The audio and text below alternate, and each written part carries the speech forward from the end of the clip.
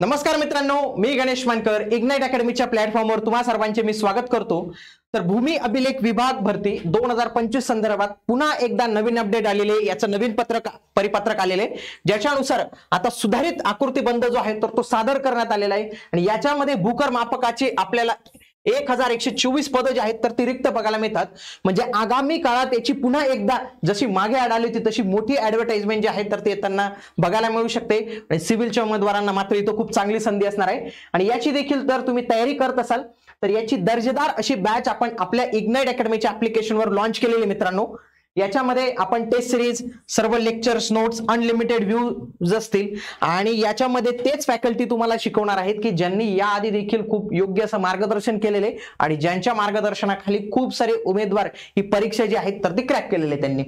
तर ही बॅच तुम्ही नक्की जॉईन करू शकता। बघा 3/9/2025 ला आपल्याला हे परिपत्रक आलेलं दिसतं।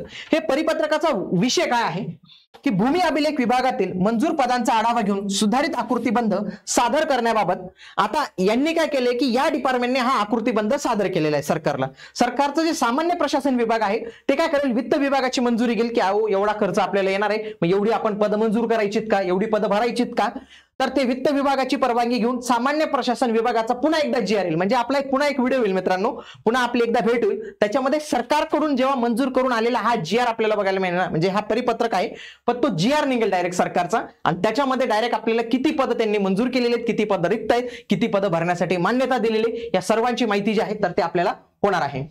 बघा या डिपार्टमेंटमध्ये क्लास ए पासून तर क्लास डी पर्यंतचे जवळपास आधी 9,689 पद आहेत, परंतु 2024 मध्ये त्यांनी नवीन आकृतीबंध तयार केला होता, त्याच्यानुसार आता 10,683 पद असणार आहेत आणि हे 10,683 पदांचा 683 पदांचा आकृतीबंध त्यांनी आता शासनाला जो आहे तो सादर केलेला आपल्याला दिसतो।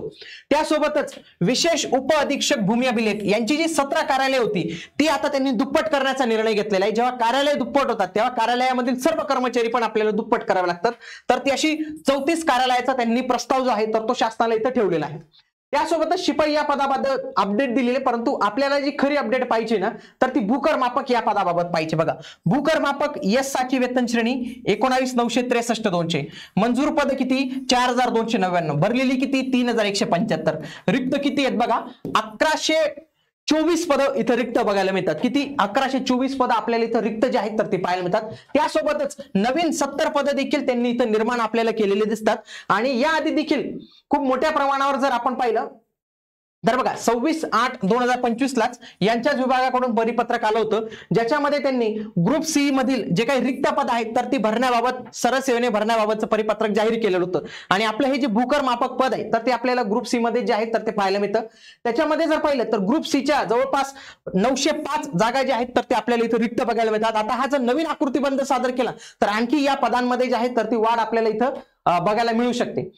मागे बातमी आली होती की भूकर मापकांची 700 पद रिक्त आहेत। आता ही 700 पद काय रिक्त आहेत की खूप साऱ्या उमेदवारांनी राजीनामा दिला। आता राजीनामा याच्यासाठी नाही दिला की डिपार्टमेंटमध्ये खूप काम आहे, तणाव आहे, असं नाही मित्रांनो। काय झालं होतं 2000 मध्ये मागे जेव्हा ती जाहिरात आली त्याच्यानंतर खूप साऱ्या प्रमाणात 2023 मध्ये जेईच्या सिव्हिल जेई आणि सीएच्या ऍड आल्या आणि याच्यातील खूप सारे उमेदवार जेईला सिलेक्ट झाले, काही सीए ला सिलेक्ट झाले। मग त्या उमेदवारांनी काय केलं की या जॉबचा राजीनामा दिला। बऱ्यापैकी उमेदवारांचं काय होतं, नॉन टेक्निकल चांगलं होतं, काही तलाठी झाले, काही बाकीचे एक्झाम पास झाले नॉन टेक्निकलची, तर ते तिकडे निघून गेले। म्हणून एवढी 700 पदांचा जवळपास भूकर मापकांनी राजीनामा दिल्याची बाब जी आहे तर ते आपल्याला इथं बघायला मिळू शकते। कारण S6 ची वेतन श्रेणी जर कोणाला S8 भेटत असेल, कोणाला S10, S12, S14 भेटत असेल तर तो जाणारच आहे, ऑब्विसली कोणी पण आहे तर तो जाणारच आहे। 2021 मध्ये याची जी आहे तर ती ऍड आपल्याला इथं बघायला मिळते भूकर मापकाची। त्यावेळी 1013 पद जे आहेत तर ते बघायला मिळणार, ती वेगवेगळ्या विभागानुसार ही जी आहे तर ती घेतली जाते जाहिरात। त्याच्यामध्ये बघा भूकर मापक तथा लिपिक ही पद भरलं गेलं होतं। S6 ची वेतन श्रेणी आपल्याला पाहायला मिळते। याच्यामध्ये 18 ते 38 एवढी वयोमर्यादा असते फक्त आणि 5 वर्ष मागासवर्गीयांना सूट इथं जी आहे तर ती दिली जाते। याच्यामध्ये शैक्षणिक अर्थामध्ये ज्यांच्या डिप्लोमा असतो सिव्हिल इंजिनिअरिंग मध्ये ते इथं फॉर्म भरू शकतात। त्यासोबतच त्यांना टायपिंग प्रमाणपत्र लागतं, इंग्रजी 40 आणि मराठी 30चं।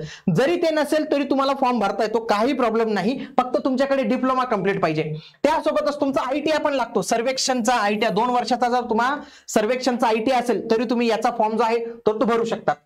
याच्यामध्ये तुमचा जो सिलेबस असतो ना तो अशा पद्धतीने असतो बघा, मराठी, इंग्रजी, सामान्य ज्ञान, बौद्धिक चाचणी. इथं जर तुम्ही पाहिलं तुमचा टेक्निकलचा पार्टच नाही इथं काही. म्हणजे ज्या सिव्हिलला तुम्ही म्हणायचे अरे मी कॉलेजला टॉपर आहे, मला लय कळतं सिव्हिल मधलं, तो पार्टच नाही इथं. म्हणून इथंच खरी स्पर्धा आहे, कळाला का? इथं सगळेजण सारख्या लेवलला आहेत, कारण की सिव्हिलमध्ये तुम्ही किती स्ट्रॉंग असाल त्याला महत्व नाही. इथं तुमचं मराठी कसं आहे, इंग्रजी कसं आहे, सामान्य ज्ञान कसं आहे, बुद्धिमत्ता चाचणी कशी आहे. तर असे 100 प्रश्न येतात 200 गुणांसाठी. 2 तास तुम्हाला इथं जो आहे तर तो वेळ इथं मिळत असतो. आणि हे संपूर्ण जे विषय मी सांगितले ना मराठी, इंग्रजी, ते सगळे विषय आपण जे आहेत तर ते या कोर्समध्ये जे आहेत तर ते इन्क्लूड केलेले, इव्हन तो करंट अफेअर्स देखील आपण इथे इन्क्लूड केलेला आहे. तर ते पण तुम्हाला नॉलेज जे आहे तर ते तिथं मिळणार आहे. व्यवस्थित पद्धतीने सर्व विषय शिकवले जातील, स्टेप बाय स्टेप शिकवले जाणार आहे. 2023 मध्ये मोठ्या प्रमाणावर सरसेवेच्या जाहिराती आल्या होत्या. त्यावेळी महाराष्ट्रातून सर्वात जास्त उमेदवारांना आपण मार्गदर्शन केलं होतं. आज शासनात बऱ्यापैकी जे कोणी तुम्हाला तलाठी पदावर दिसतात किंवा बाकी सरसेवावर दिसतात तर त्यांना देखील तुम्ही एक सल्ला विचारू शकतात की इग्नाइट अकॅडमीचा कोर्स जॉईन करू का. ते देखील तुम्हाला चांगलं असं जे आहे तर तो सल्ला नक्की देतील की खरंच या कोर्समुळे मलाही देखील मार्गदर्शन झालं. युट्यूबवर आपण खूप मोठ्या प्रमाणात फ्री गाईडन्स सिरीज पण आता राबवत आहोत, तेव्हा पण राबवले जातात, त्याचा देखील विद्यार्थ्यांना फायदा होत असतो. म्हणून युट्यूबच्या माध्यमातून देखील तुम्ही तुमचा स्टडी जो आहे तो आमच्यासोबत करू शकतात. बॅच मध्ये आपण एक स्ट्रक्चराइज फॉर्मॅटमध्ये सगळा स्टडी तुमच्याकडून करून घेतलेला आहे. म्हणून तुम्ही ही बॅच जी आहे तर ती अवश्य जॉईन करा. याच्यासाठी आजच इग्नाइट अकॅडमीचं ऍप्लिकेशन डाउनलोड करा. तसेच हा नंबर आहे याला देखील कॉल करून तुम्ही अधिक माहिती जी आहे तर ती विचारू शकतात. त्यासोबतच इग्नाइट अकॅडमीचे विविध कोर्सेस आपण लॉन्च केलेले आहेत. नवोदय असेल, लॉ असेल, बँकिंग असेल, तर त्यांची देखील तयारी जी आहे तर ती तुम्ही आता करू शकता. भेटूया आता आपण पुढील व्हिडिओमध्ये. तोपर्यंत जय हिंद, जय महाराष्ट्र, धन्यवाद.